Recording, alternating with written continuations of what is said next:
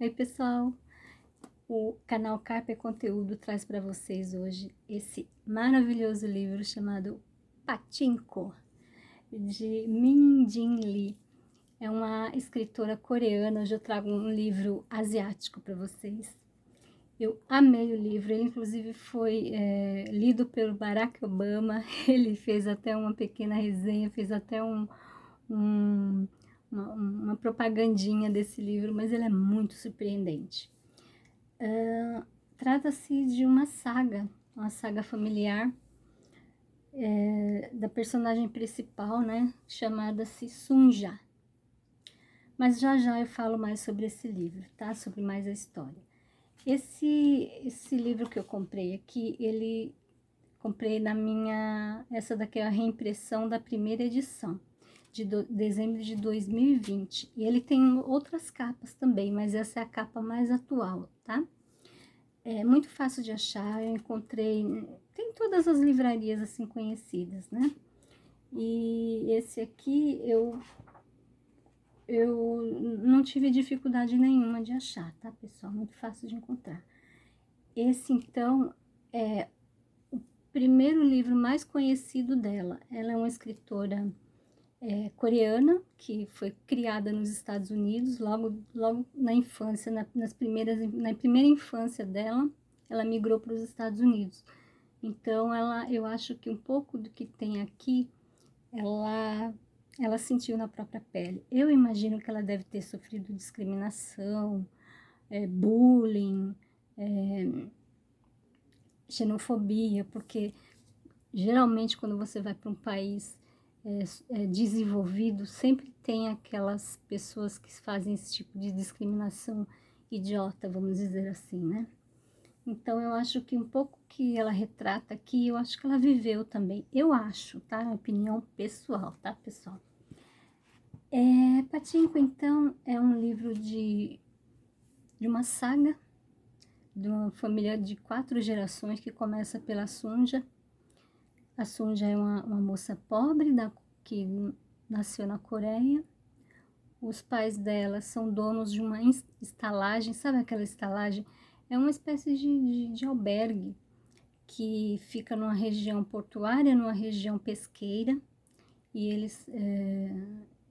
eles alugam os quartos lá para esses pescadores que vão trabalhar nessas épocas sazonais. Então, essa história o livro começa no ano de 1910. O primeiro livro, o livro 1, começa no ano de 1910 e vai até o ano de 1933. Assim, são três partes, tá, pessoal? A segunda parte começa em 1939 e vai até 1962. E a terceira parte vai de 1962 a 1989. Então, o livro é dividido em 3 partes. Então, a primeira parte se chama Goryeo, cidade natal. Eu creio que seja assim que se pronuncia. A segunda parte chama-se Pátria Mãe. E a última parte chama-se Pachinko, que dá o nome do livro.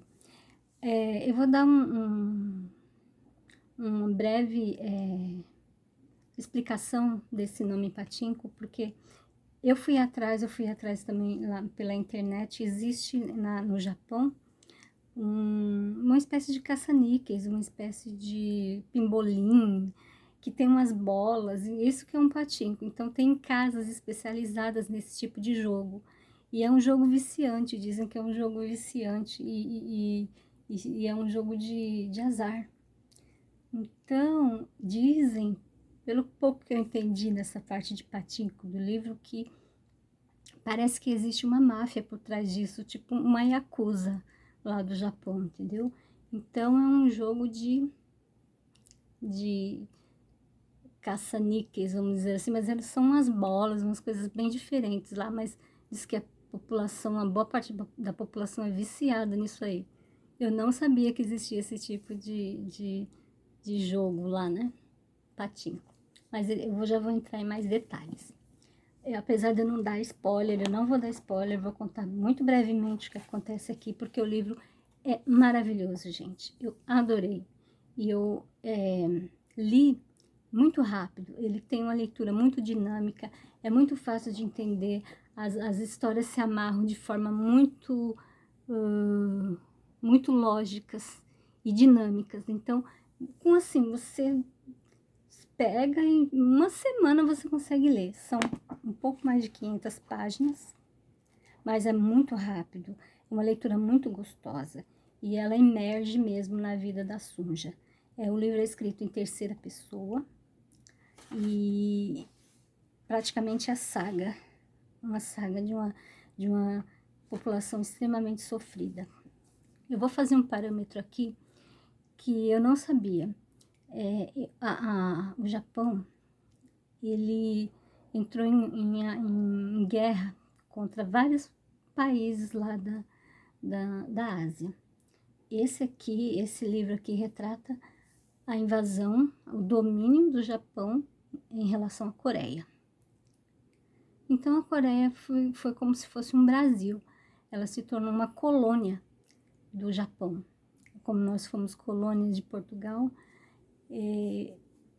a Coreia se tornou colônia do Japão. Então,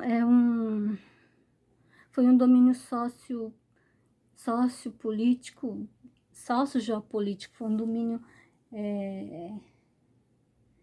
muito tenebroso, porque o Japão foi bem cruel com esses países. Eles aumentaram os impostos de forma desordenada, algumas terras eles confiscaram, várias terras eles confiscaram, eram proibidos assim, de ter professar sua própria religião. Então, foi assim um domínio bem escravagista, bem antidemocrático, e as pessoas, principalmente os pobres, sofreram demais com essa colonização, essa tentativa de domínio total. Então, até hoje tem essas cicatrizes que não se curam, essas cicatrizes que estão abertas e doem, e algumas até sangram, vou dizer assim, porque há uma mágoa muito grande entre a Coreia e o Japão por causa dessas invasões, assim, esse domínio, assim, quase tirânico, né? Dizimou várias pessoas, a população, como toda guerra, é injusta para os dois lados, né? Mas assim, a população sofre, a população que mais sofre é a pobre, né? E isso aqui é a vida da Sunja, uma moça pobre que nas agruras da vida teve que migrar da Coreia para o Japão. Começa assim a história. Eu vou ser bem breve para não dar spoiler, tá, pessoal? Então começa assim. A Sunja, o pai dela, começa com a história do pai dela.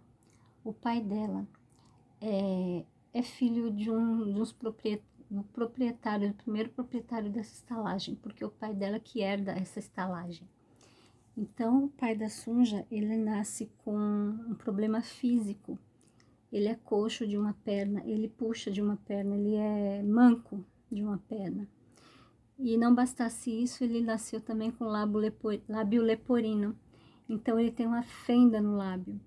E aquilo atrapalha muito a vida dele, porque ele se torna naquela região uma pessoa meio que discriminada por todos esses problemas físicos que ele nasceu. Então foi muito difícil ele conseguir uma esposa. Então do nada apareceu uma casamenteira num determinado momento do livro que ela conseguiu uma esposa para o pai da Sunja. Ele se casou e tiveram alguns filhos. Todos os filhos ou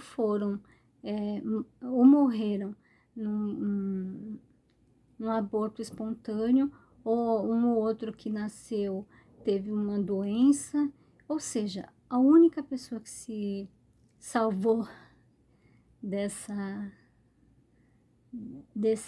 todas essas tragédias familiares foi a Sunja.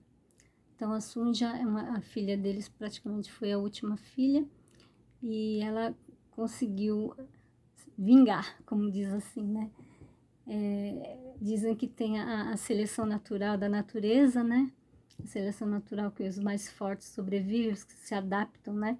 As tormentas do ambiente sobrevivem, e eu acredito que a Sunja é forte, era mais forte e foi forte até o fim. E começa assim, aparece um pouco o cenário de onde eles estão, que é essa taverna, essa estalagem, vamos dizer assim, onde eles alugam para esses pescadores. Então, esses pescadores têm direito a roupa lavada, comida e um quarto, né, e camas para dormir.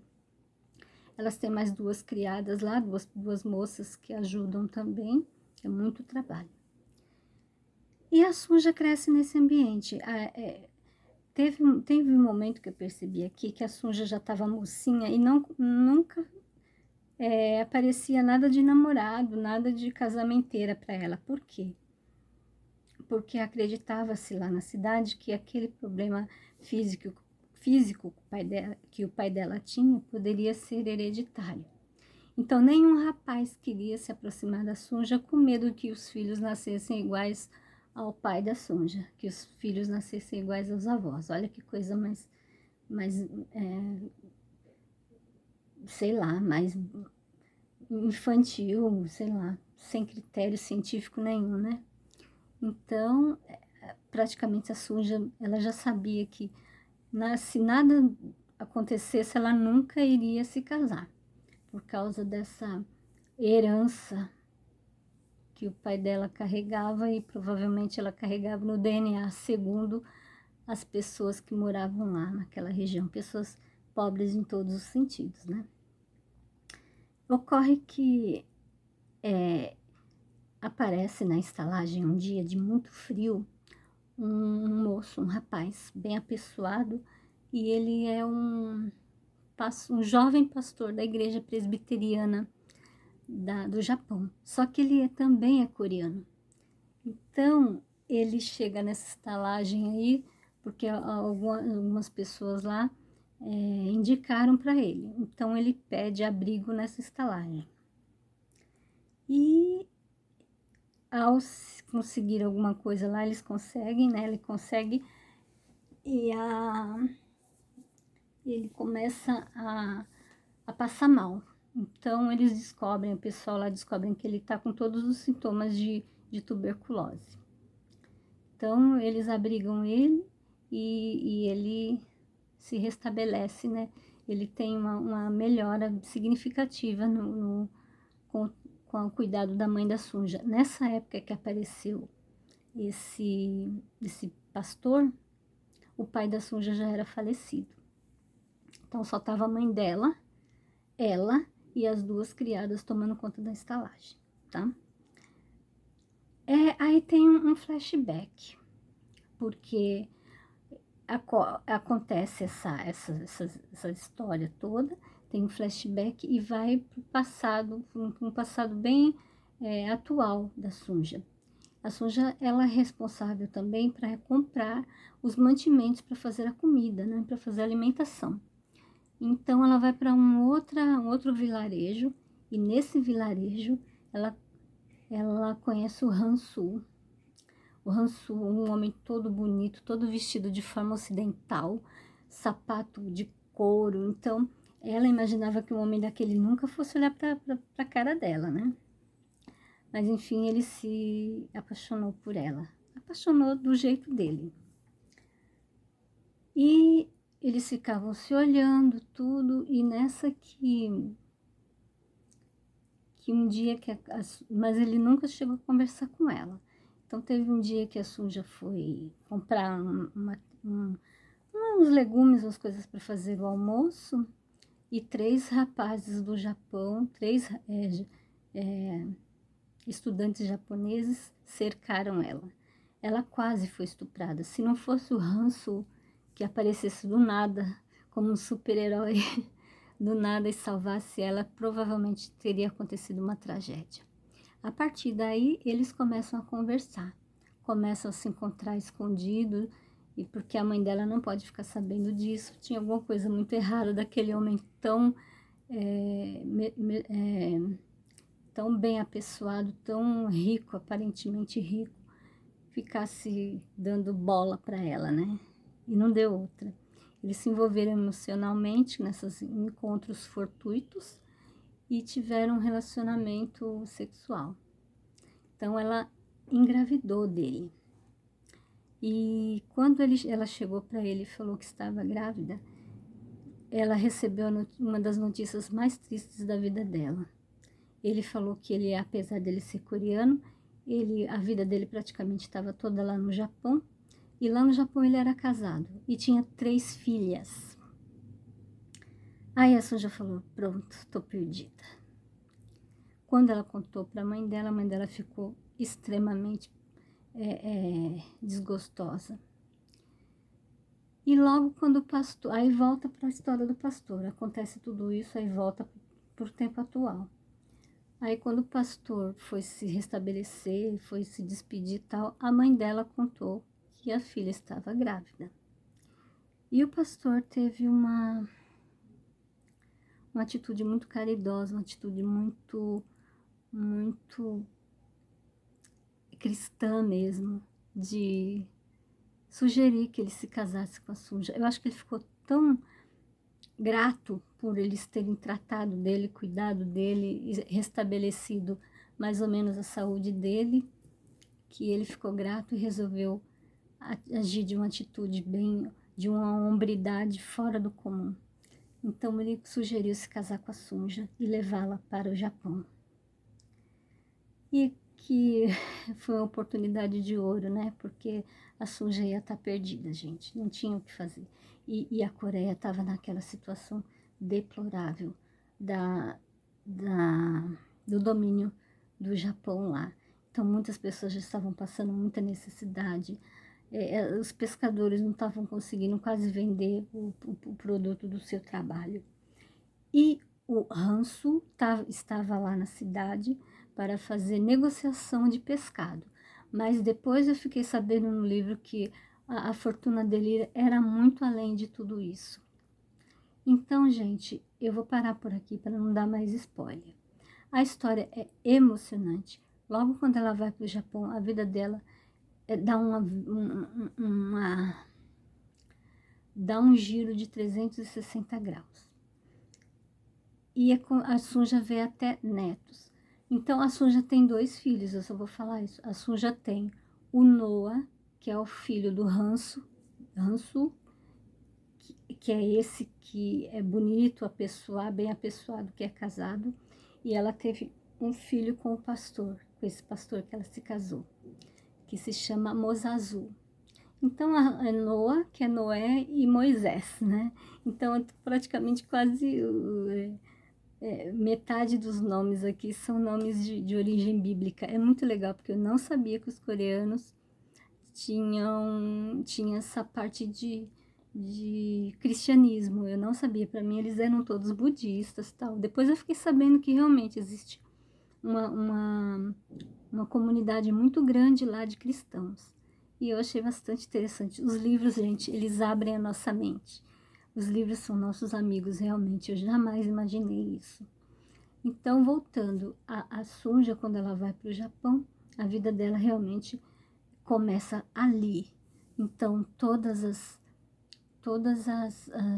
a xenofobia, toda a amargura de morar num país que ela nunca, não sabia nem a língua, e os filhos dela crescendo, ela teve um momento que o Noah descobriu, bem no final do livro, descobriu a verdadeira origem dele, que o pai não era o Mozazu. Aquilo explodiu dentro da cabeça dele. E acontecem tragédias, acontecem alegrias na vida da Sunja, acontece o verdadeiro descobrimento de que é ser uma mãe, do que entregar praticamente a vida dela pelo amor dos filhos, assim. E tudo que ela fez, eu acho que foi por amor aos filhos. Tem uma parte aqui do livro que eu achei tão interessante, que ela fala sobre o pastor, que no fundo, ela também se apaixonou pelo pastor, que eu pensei que ela tinha ficado com ele, mas para se livrar como eu posso dizer, da língua ferina das pessoas, né, por ela ter se engravidado de forma de engravidado de mãe solteira, né? Imagina naquela época como era a discriminação. Então, ela teve um momento aqui que ela pensou bem na situação dela com o pastor, com Isaac, o nome do pastor, né? Esse que ela se casou. Então, ela disse assim, em um certo momento ela parou para pensar, ela disse assim que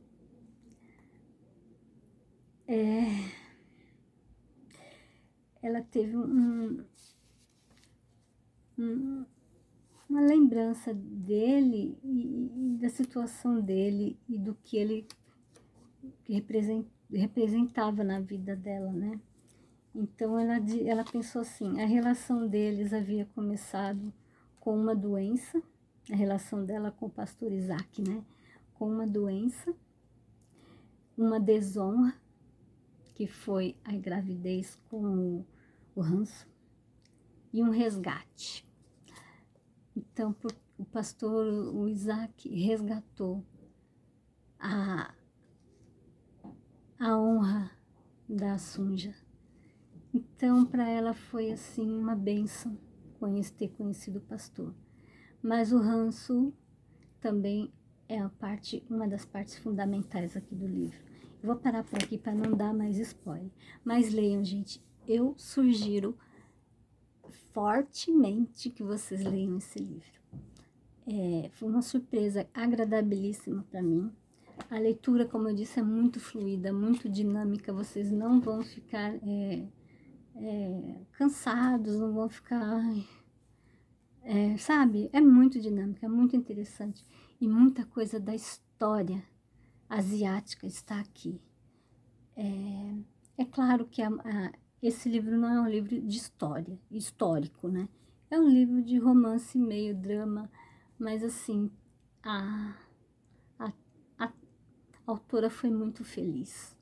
E eu acredito que muita gente, assim, vai parar para pensar no que é realmente o domínio de um império contra uma população tão massacrada, tão angustiada por uma guerra, que a fome bate e muita coisa acontece por causa disso.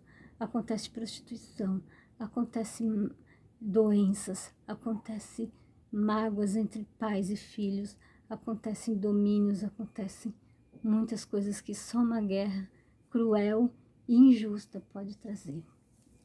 E esse livro aqui foi também, eu acho que ele teve também ganhou um prêmio, a escritora ganhou um prêmio, né? A escritora é essa aqui, ó. Fantástica, aqui, ó. Eu gostei muito, eu vou ver se eu consigo encontrar mais alguma obra dela, né? Porque é muito interessante o livro. Não vou falar mais para não dar spoiler, tá bom? Então, Pachinko, eu sugiro fortemente que vocês leiam. Leitura dinâmica, uma delícia, e abre nossa mente, abre a nossa cabeça, abre os nossos olhos para os conflitos mundiais, que afinal é logo ali, né? Se aparecer um vírus lá na Ásia e veio para cá e atingiu a população mundial, tudo pode acontecer no mundo globalizado. E a história pertence a nós, a todos os seres humanos. Se eles sofrem lá, a gente sofre aqui também. Pachinko, Min-Jin Lee ou Min-Jin Yi, eu aconselho vocês a lerem, tá bom? Muito obrigada por ter assistido e até!